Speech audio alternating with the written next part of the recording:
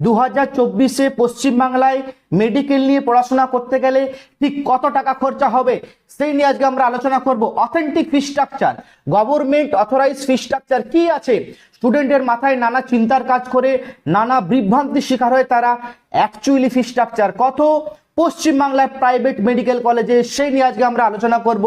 নমস্কার বন্ধুরা, আপনাদের সবাইকে স্বাগত এডুয়ার্ড গুরুর একটা নতুন এপিসোডে।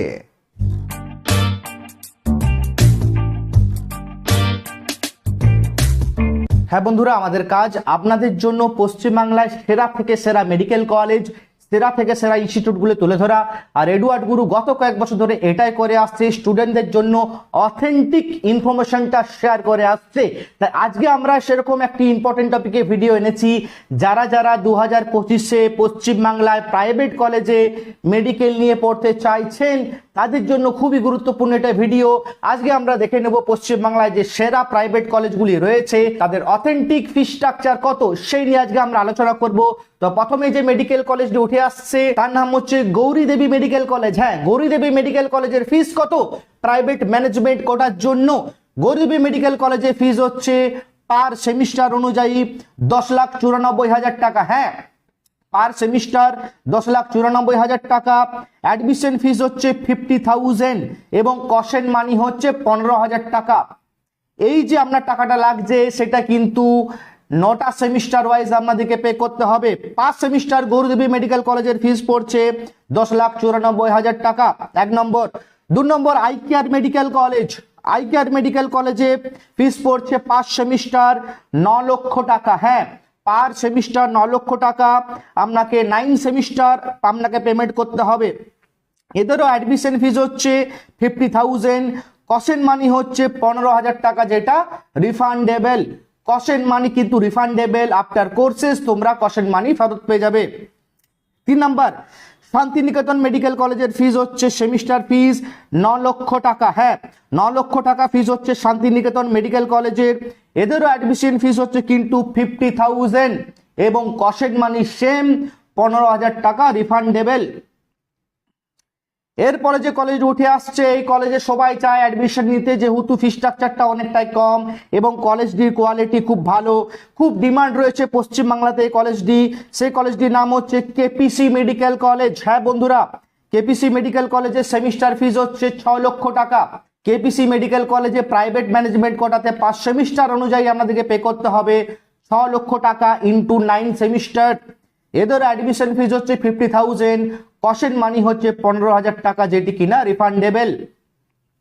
এরপরে যে কলেজটি উঠে আসছে এটিও কিন্তু খুব একটি ভালো কলেজ, নাম হচ্ছে জগন্নাথ গুপ্তা মেডিকেল কলেজ, কলকাতা বজবজ। হ্যাঁ, জগন্নাথ গুপ্তা মেডিকেল কলেজের সেমিস্টার ফিস হচ্ছে 10,94,000 টাকা, 5 সেমিস্টার 9টা সেমিস্টার পে করতে হবে আপনাদেরকে। এদেরও অ্যাডমিশন ফিস হচ্ছে 50,000 আর কশন মানি হচ্ছে 15,000 টাকা, যেটা কিনা রিফান্ডেবল। এরপরে যে কলেজটি উঠে আসছে সেটির নাম হচ্ছে Sriramakrishna institute of medical sciences বা সনকা মেডিকেল কলেজ, দুর্গাপুর। হ্যাঁ, Sriramakrishna institute of medical sciences Sonka medical college, Durgapur. এদেরও সেমিস্টার ফিস হচ্ছে 10,94,000 টাকা, 10,94,000 টাকা পার সেমিস্টার। 9 সেমিস্টার আপনাদেরকে ফিস পেমেন্ট করতে হবে। এদেরও অ্যাডমিশন ফিস হচ্ছে 50,000, কশন মানি 15,000 টাকা রিফান্ডেবল।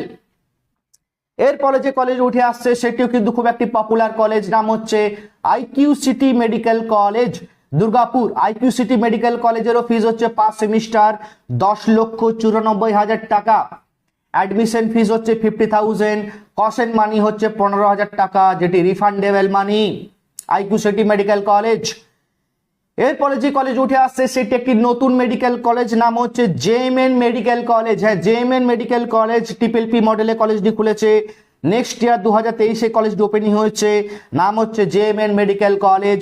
এদের সেমিস্টার ফিস হচ্ছে 9,50,000 টাকা পার সেমিস্টার ইন্টু 9 সেমিস্টার আপনাদেরকে পে করতে হবে জেএমএন মেডিকেল কলেজে।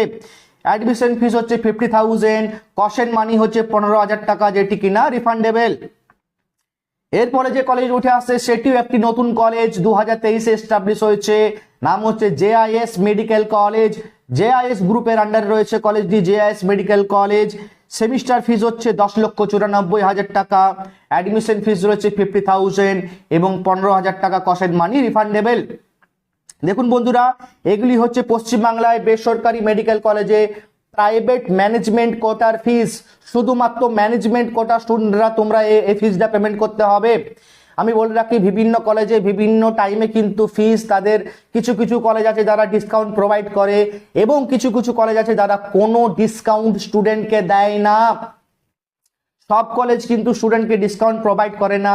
কিছু কিছু কলেজ আছে অ্যাডমিশনের ক্ষেত্রে তারা কিন্তু স্টুডেন্টকে ডিসকাউন্ট প্রোভাইড করে থাকে।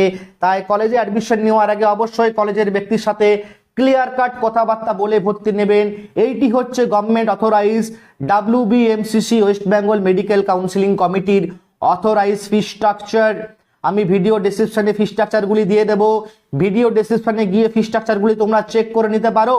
আপডেটের ফি স্ট্রাকচার 2024-এর নিউ ফি স্ট্রাকচার অনুযায়ী পশ্চিমবাংলায় একটি মেডিকেল পড়তে গেলে এই ফিসটি কিন্তু তোমাদেরকে পে করতে হবে। আমার চ্যানেলে অলরেডি স্টেট কোটার ভিডিও বানানো আছে, যারা যারা চাইছো স্টেট কোটায় ভর্তি নিতে সেই ভিডিওতে তোমরা দেখতে পারো। আজকের ভিডিওতে কিন্তু শুধুমাত্র ছিল প্রাইভেট ম্যানেজমেন্ট কোটার জন্য।